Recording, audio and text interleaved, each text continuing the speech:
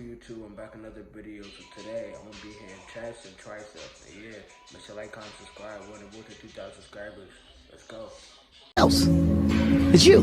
Here's the big challenge of life. You can have more than you've got because you can become more than you are. That's the challenge.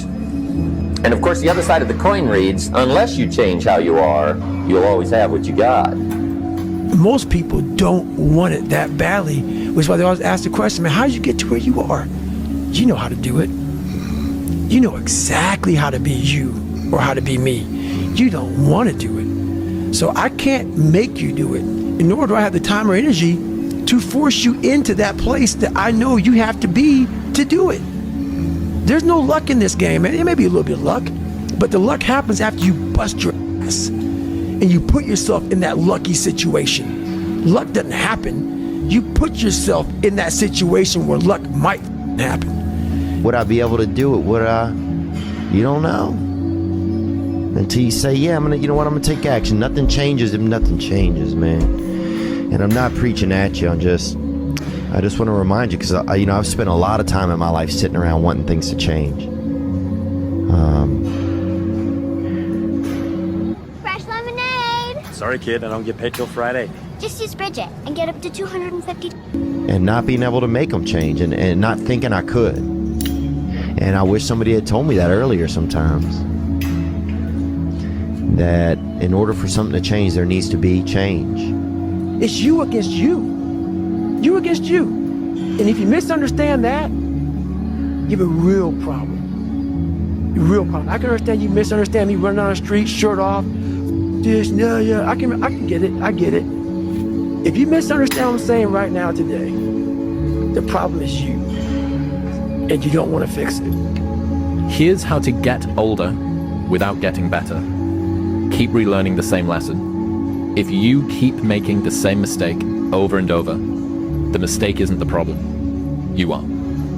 There was no passion, no drive, no nothing. But I had this fire that I'm going to be somebody.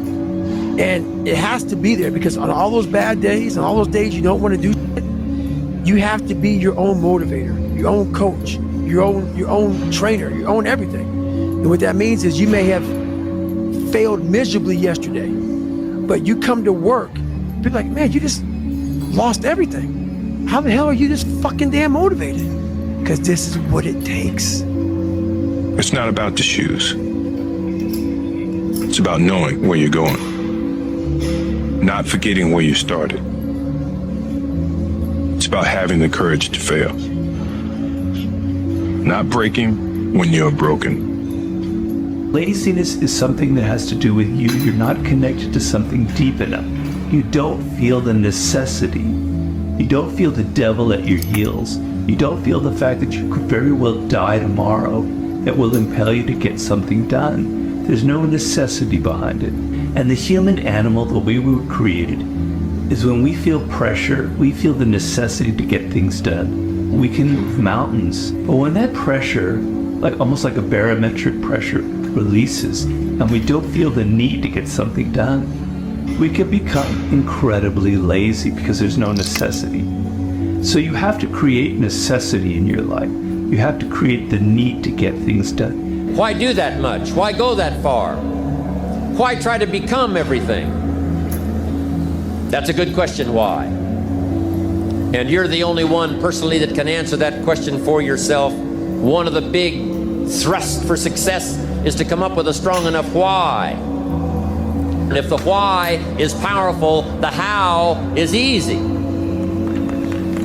If the vision isn't clear, the old prophet said, without a vision we die, without a vision we perish, without a dream we're nothing. Most people, the bottom 80%, are lazy. They're looking for an easy way. They're looking for a shortcut to be successful. And there aren't any.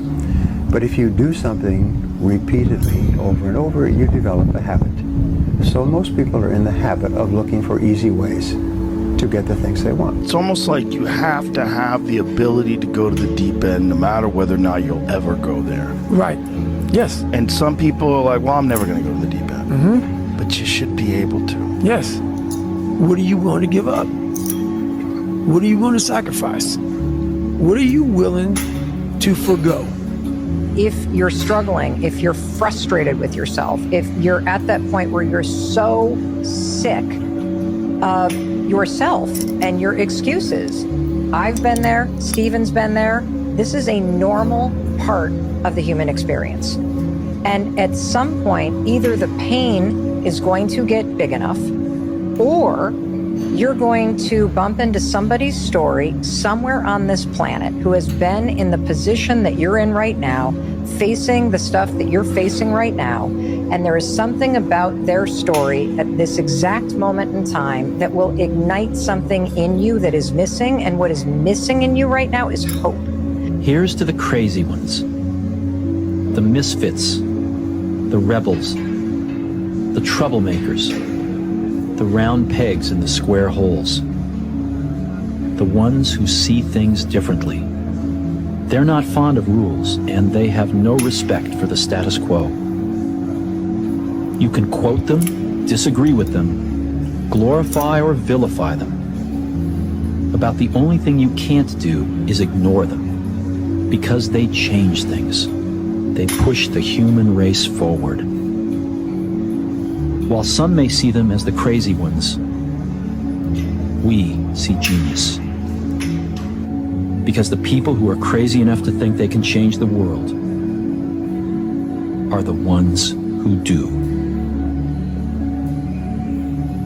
Playing out the fear, Layla says this, and I love it, but that fear is a mile wide and an inch deep. And so it looks like this ocean that you're going to step into and drown. But as soon as you step into it, you realize it was not that deep at all, and you can keep walking through it. And I just love that visual, because a lot of times when it's like we have this anxiety around this big decision we have to make, if you actually take the step and realize that it's not death, you're not going to drown immediately. There's plenty of other steps you can take from there, even if you get a little wet. You have to be open-minded to the possibilities that I can do this. Once you shut your mind down to the possibility that it can be achieved, there's no way it can happen. Is there advice you can give to young kids that are living through a situation of any sort, a tough life?